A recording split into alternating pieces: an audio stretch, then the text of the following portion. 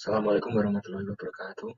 Kami dari kelompok 8 yang beranggotakan 1. Salman Al-Farisi, 2. Yoga Waitomo, 3. Nilo di Widya Studi akan merepresentasikan aliran melalui lubang dan peluap. Lubang adalah bukaan pada dinding atau dasar tangki di mana zat cair mengalir melaluinya. Peluap adalah bukaan di mana sisi atas dari bukaan tersebut berada di atas permukaan air. Vena contracta. Pancaran air yang melewati lubang akan mengalami kontraksi pengucupan aliran. Kontraksi maksimum terjadi pada suatu tambang sedikit di sebelah hilir lubang. Tambang dengan kontraksi maksimum tersebut dikenal sebagai vena contracta. Contohnya seperti ini. Koefisien aliran. Pada aliran zat cair melalui lubang terjadi kehilangan tenaga sehingga beberapa parameter aliran akan lebih kecil dibanding pada aliran zat cair ideal.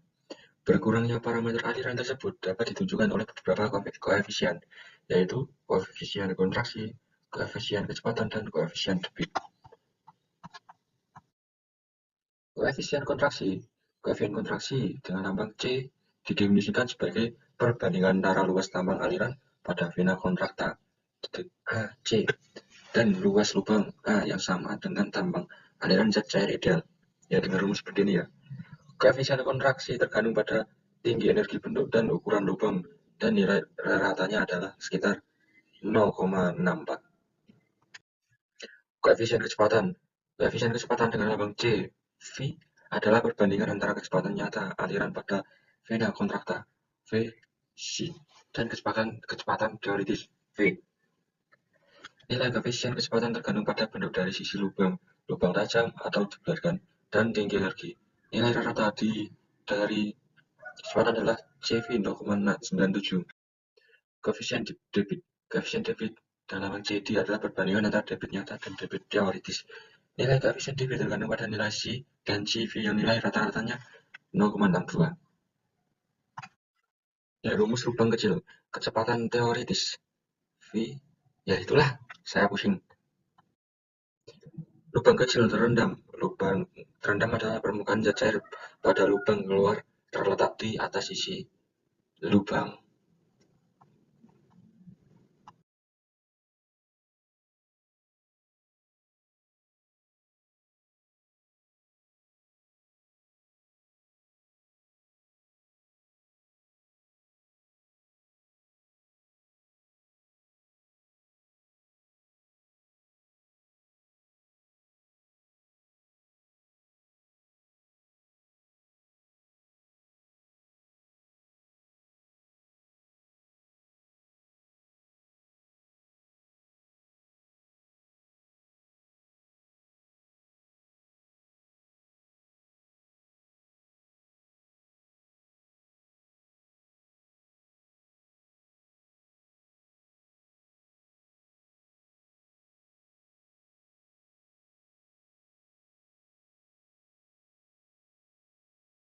Selanjutnya bentuk peluap, yaitu ada 3, segi 4, segi 3, dan bentuk trapesium, seperti pada gambar tersebut.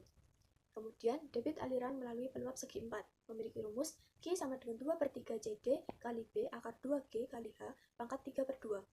Bila air yang melalui peluap mempunyai kecepatan awal, maka dalam rumus debit tersebut, tinggi peluapan harus ditambah dengan tinggi kecepatan, yaitu HA sama dengan V kuadrat per 2G. Sehingga debit aliran menjadi Q sama dengan 2/3 CD kali B akar 2G kali H kurangi HA dipangkatkan 3/2 kurangi HA pangkat 3/2. Kemudian ada debit aliran melalui peluap segitiga yang memiliki rumus B sama dengan 2H kali tangan alfa per 2. Untuk menghitung debitnya yaitu Q sama dengan 8/15 CD kali tangan alfa per 2 akar 2G kali H pangkat 5/2. Apabila sudut alfa sama dengan 90 derajat, CD sama dengan 0,6, dan percepatan gravitasi G sama dengan 9,81 meter per detik kuadrat, maka debit aliran menjadi Q sama dengan 1,417 H pangkat 5/2. Kemudian ada debit aliran melalui peluap trapesium.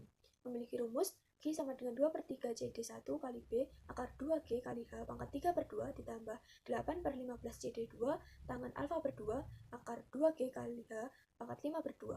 dengan H adalah tinggi peluapan, CD1 adalah koefisien debit bagian segi 4, CD2 adalah koefisien debit bagian segi 3, B adalah lebar bagian segi 4, dan alfa adalah sudut antara sisi peluap dengan garis vertikal. Kemudian ada debit aliran melalui peluap ambang lebar yang memiliki rumus Q sama dengan CD kali B akar 2G kali akar H kali H kuadrat dikurangi H pangkat 3. Dengan H besar adalah tinggi air bagian hulu peluap, H kecil adalah tinggi air bagian hilir peluap, dan B adalah lebar peluap, yaitu panjang dalam arah melintang saluran. Kemudian ada debit aliran melalui peluap terendam, memiliki rumus Q sama dengan 2/3 CD kali B akar 2G kali H1 kurangi H2 pangkat 3/2 tambah CD kali B kali H2 akar 2G kali H1 kurangi H2. Dengan H1 adalah tinggi air bagian hulu peluap, H2 adalah tinggi air bagian hilir peluap, dan B adalah lebar peluap, yaitu panjang dalam arah melintang saluran. Sekian presentasi dari kelompok 8, kurang lebihnya kami mohon maaf. Terima kasih. Selanjutnya adalah lubang besar. Lubang besar memiliki rumus Q 2/3 CdB akar 2G dalam kurung H2 3/2 min H 3/2 kurung tutup. Selanjutnya, lubang besar terendam. Lubang terendam Q sama dengan CdB kurung buka H2 min H1 kurung tutup akar 2GH. Lubang terendam sebagian Q 1 bebas plus Q 2 terendam. Q1 sama dengan 2/3 CdB akar 2G kurung buka H2 3/2 min H1 3/2 kurung tutup.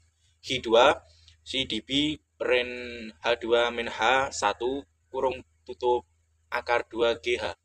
Selanjutnya, waktu pengosongan tangki. Waktu yang diperlukan untuk mengubah tinggi permukaan air dari H1 menjadi H2 adalah T sama dengan 2A per CdA akar 2G kurung buka H1 1/2 min H2 1/2. Waktu pengosongan tangki adalah T sama dengan 2AH 12 CdA akar 2G. Selanjutnya, aliran dari satu tangki ke tangki yang lain, waktu yang diperlukan oleh perbedaan permukaan zat cair di kedua tangki dari H1 menjadi H2 adalah T sama dengan 2A1A2 per CdA kurung buka A1 plus A2 kurung tutup akar 2G kurung buka H1 1/2 min H1/2 kurung tutup. Selanjutnya, peluap. Peluap adalah bukaan pada salah satu sisi kolom atau tangki sehingga zat cair di kolom tersebut melimpas di atas peluap. Tinggi peluap yaitu lapis zat cair yang melimpas di atas ambang peluap biasanya berfungsi untuk mengukur debit. Jenis A, peluap ambang tipis T 0,5H. B, peluap ambang lebar T 0,66H. Selanjutnya, gambar peluang ambang tipis. Peluap tertekan, panjang peluap sama dengan kolam atau saluran. Peluap dengan kontraksi samping, panjang peluap tidak sama dengan lebar kolom atau saluran. Selanjutnya, peluap terjunan atau sempurna. Muka air hilir di bawah puncak peluap. Peluap terendam atau tak sempurna, muka air hilir di atas puncak peluap.